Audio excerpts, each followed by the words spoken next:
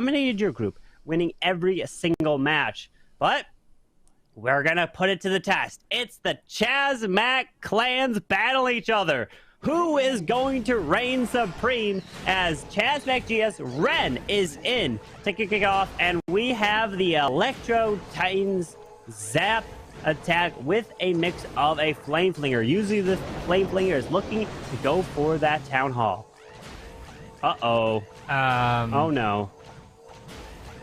Oh no. Well, that might be a problem. I was about to say that I feel like even with the lightning going through, there is just too much damage in this base. I mean, let's say there's a triple Ice Golem Clan Castle, which I would pretty much guarantee that there is, but you're having 2 Rage Tower setups, which means those defenses are getting raged up.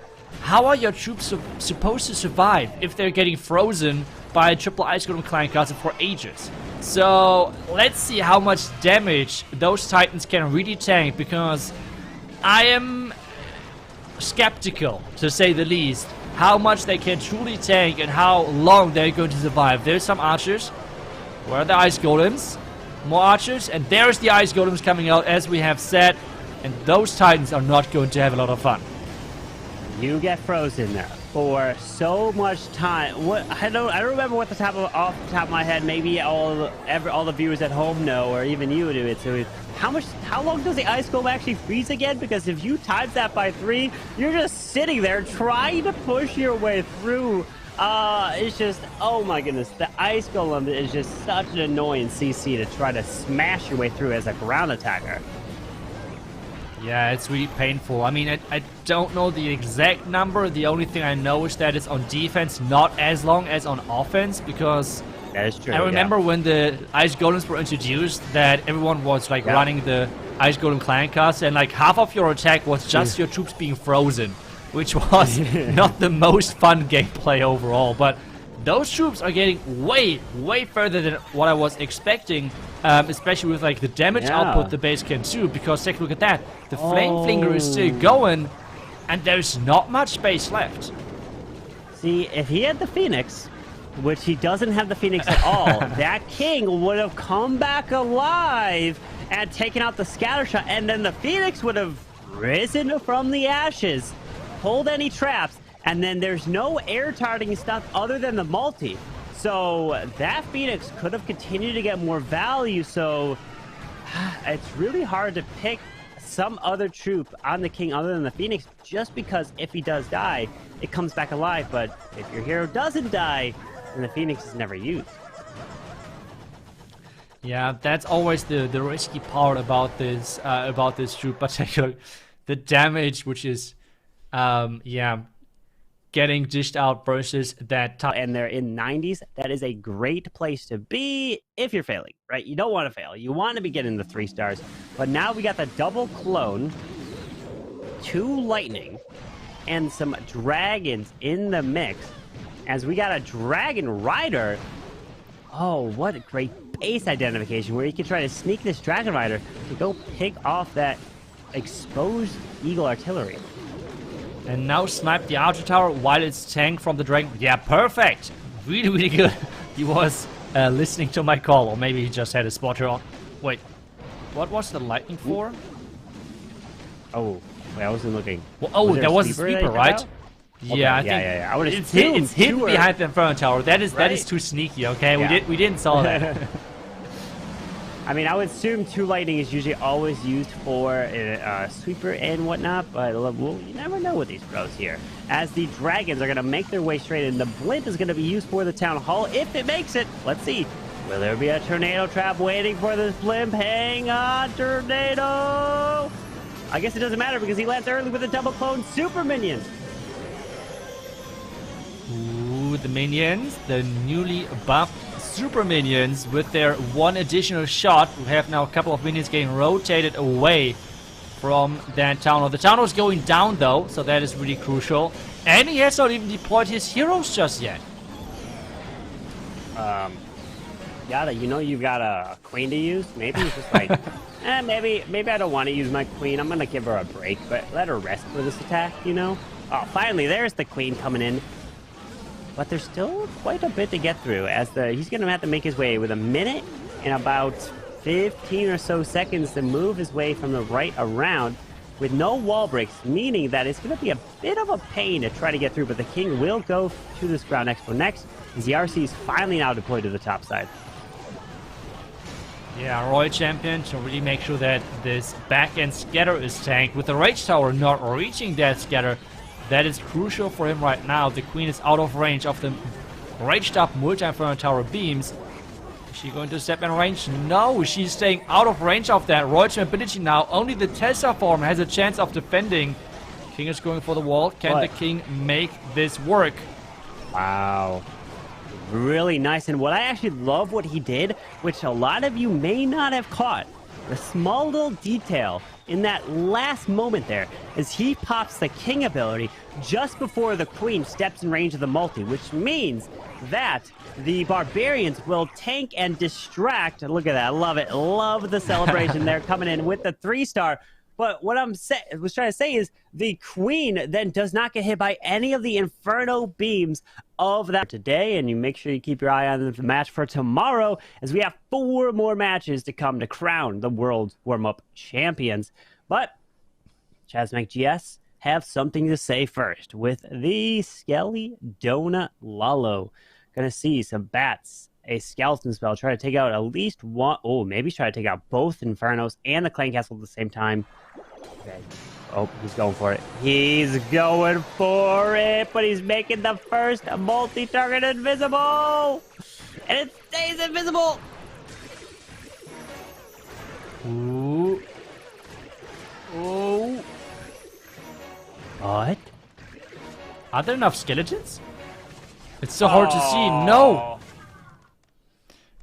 Oh no. I mean, having so many builder huts working on that is quite a pain. I mean, 4 builder huts overall in that area is making a Skelly Donut really hard to pull off, and this has not worked at all. Now we need to somehow come back from that, and I mean, a 3-star would be great, but first getting a high percentage 2-star would be the first step to success. Yeah, as he's gonna make his way at least positive here is he's going to remove a Tesla farm nice and early. But his plan is to try to get his queen into the town hall, which there is the pathing. And now he's probably identifying that this queen has no chance if there's no kind of tanking for her as she's making her way closer, especially with the clan castle that's about to get lured out. So he's deciding to have a wall wrecker in the mix to allow the queen to step in. But we also have the invisibility spell standing right between the single and the town hall. Look at the CC. Oh my gosh, it's even worse CC. This queen is gonna get shredded. Okay, Rocket Toons already tanked from the ice golems, which is good. They're kind of staying in the air for a little bit longer while they're frozen. Now they disappear. Oh, but wow. Those archers are going to be a problem. I mean, that is a problematic situation for him right now.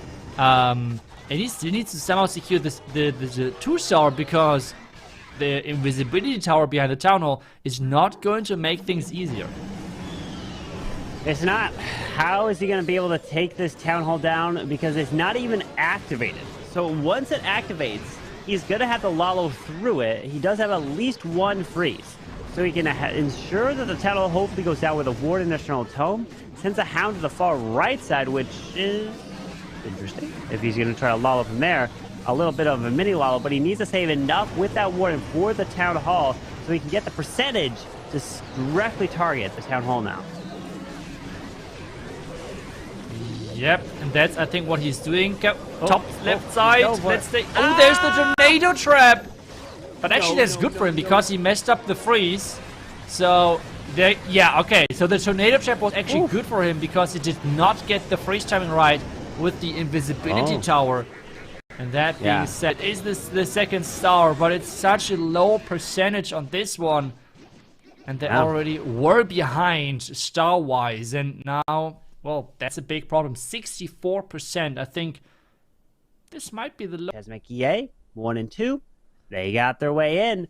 And all you need to do is, the slate is wiped clean as now it's all starts fresh. As if you win the match, you advance. You lose, you go home. Or I guess you stay home. Probably already home playing. But we've got Equal looking to come in with the Lalo attack himself. The Zap Lalo, as he's got a Ice Hound in the mix. Yeah, the Ice Hound. Let's take a look at the air defenses. Where could this Ice Hound really get a lot of value? I feel like the bottom scatter shot looks great, but that's where he's sending his Queen in. So I'm not sure about that. Then the top air defense, like the one just right above the Town Hall, is most likely getting ignored. So I'm not sure yet where he sees the big value with this Ice Hound, with the Frost, or if there's another reason why he's bringing it.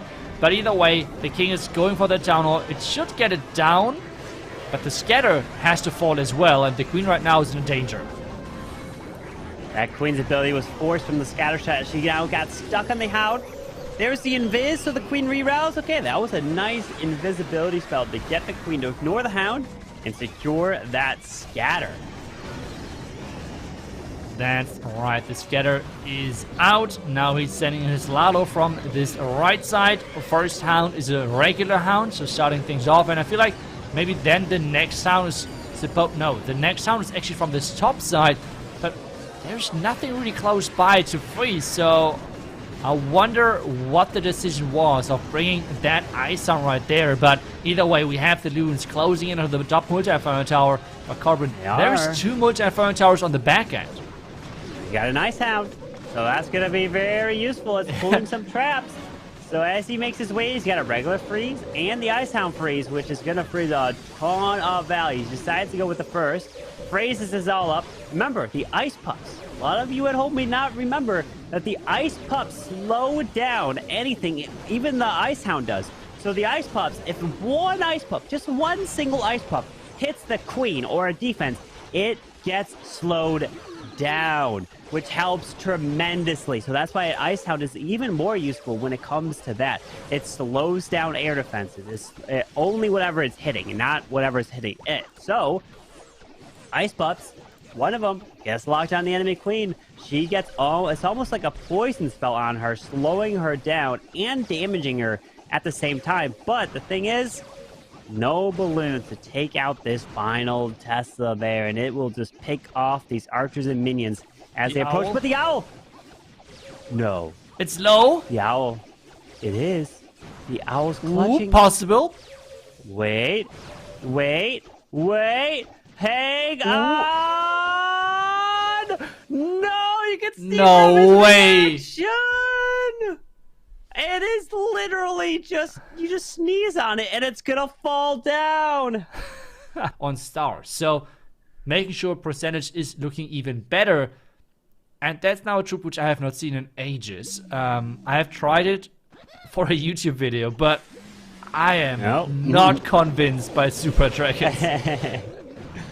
Super Dragons, well, let's see if they were super strong when they first came out and being used everywhere to a point where we're like, oh, Super Dragons again. But it's been so long that we're like, oh, Super Dragons are back. All right, great. Let's see what they can do. As he's going to path his way in to the scatter shot, as he's set up a little bit of a funnel to the left so that the Super Dragons go straight into the core. Like, I'm not gonna lie to you, I kind of almost forgot Super Dragons were even existed, because they haven't been used really at all here lately. Yeah, it's kind of sad, because I feel like the troop design, how they look like and everything, they're just looking so damn cool. At the same time, though, we have that invisibility tower going off. He has to freeze it again. The Super Dragons are trying to power through another rage to make sure the tunnel is going down. Oh my! And what? This is looking insane. What is going on? What have I missed? This is mind-blowing. These Super Dragons just absolutely gutted this core. It's like, does he even need a Royal Champion? Okay, we're taking notes, Nairomi, about a Super Dragon meta. Is he bringing this back? Because this was crushing. Remember, the effect of a Super Dragon is it not only hits its target, but also hits the targets like behind it. So it does an immense amount of damage to any buildings that are really close to each other. So this was perfectly executed, getting these Super Dragon straight in the core with a Stone Slammer. I have to hand it to him. This was a brilliant attack, getting it done, and I'm taking notes. Super Dragons might be back at Tower 15 on bases that are like this type of design. Beautiful hit here. Yeah, just insane, but let's take a look at the next attack over here. We have another Lalo attack with a Skelly Donut. No, wait, not the Skelly Donut. I just saw the bat, and I thought, okay, there's going to be some bad action, but no, there is the poison spell in there as well in the mix, so it's going to be some type of blimp to get into that base. Well, he didn't use the bat to distract. He just decided to go balloons. Usually you use a bat spell to distract so that an air troop or the defensive blimp or his blimp could go in and sneak in. But remember, the bat spells don't pull traps. They can get hit by traps by anything that is like air that's around them, then the traps will go for them. But by themselves, bats can't pull traps. So if you drop a bat spell by itself and then a blimp with nothing, you could fall and pull Seeking Air Mines and the blimp will get triggered, and that would be bad. But he is using a bat spell now somewhere, probably at the bottom side of his face that we don't see. As, yep, there it is, so we can sneak some balloons down there. Yeah, we have seen now, we're kind of back to the Town Hall 14 play style, or the base building style, where we see a lot of tornado traps around the Town Hall. And I feel like people just want to make sure with taking down this air defense around the Town Hall to have a way better angle to center the lava hound, to really make sure that a possible tornado trap around the Town Hall is getting triggered early on. As this king is with his ability going off into the defensive queen. Is she there? I think so. Yeah, that is the queen. Her platform must have been destroyed. As the Royal Champions go to the left, looks like there's a Tesla farm over there. As the queen can try to go for the scatter, but there is the wall break doesn't open up the core. As they're all walking their way around, he's going to still Lalo into the town hall. And there is the tornado trap exactly as we were expecting it, and that was the reason why he took down that air defense. Really good use of him with that hound angle, but now needs to use the haste. Early warn ability. And the Royal Champion is just getting protected by that ward ability as well. The Town of Poison is ticking, but that Hound flying across, triggering all of those traps, is massive for him. It is, as the Queen, she's now going to loop her way to the top side. Still has her ability with an Invis. Will he use... Okay, he uses the freeze on the scatter shot and the air defense where the balloons goes through. He can use the Invis on his Queen paired with an ability. So the question is, when? Pops the ability now. K's coming around. Oh, that scatter shot needs him to do something because that multi, there he is, juices out his queen so she can try to sneak in, but the unicorn is dying too. King, die. We need the king to die because he can come back alive with the phoenix. Ah! King, die! No! The one time when you want your hero to die! Come on! King! Please, please, no, we don't have enough time! Oh no. And this is why the Phoenix sometimes is such a painful pet to use. It is strategy to have a Phoenix come alive so the king doesn't get stuck on a wall. But here we go with Ryuta coming in with a queen charge Lalo. That's right, and we have seen already many of those today. The question now, though, is can he make this work? With so many storages around the Town Hall compartment, this is going to take him some time. And we have seen a similar approach earlier today from Boom, where he is charging the Town Hall with flanking, Flame Finger, and then on the other side he's going to use that king to push that queen even further into the base and try to wall break into the core, because he can just reach so much from that core overall. So the question now is, can he pull this off? Can he control the queen just like that? And he does lure out the CC early enough so the queen is actually not stepping in the poison spell. This is clutch. So these ice golems are going to slow the queen down enough that the poison from that town hall will disappear so the queen can continue her way in this charge. Perfect so far. Yeah, the charge is looking really good, as you said, with the with the king with the phoenix again. So now the question is he going to go down again? That is the big question. Right now, the queen is just keep charging in there. He's trying to push the queen back because the king is not going for the air defense right now, which is a bit problematic, which might lure the queen away. The sneaky goblin, the wizard did some great work, but the queen has to still come back. There is no more wall breaks to get this queen even further into the base, and there's a rage tower which has yet to be activated.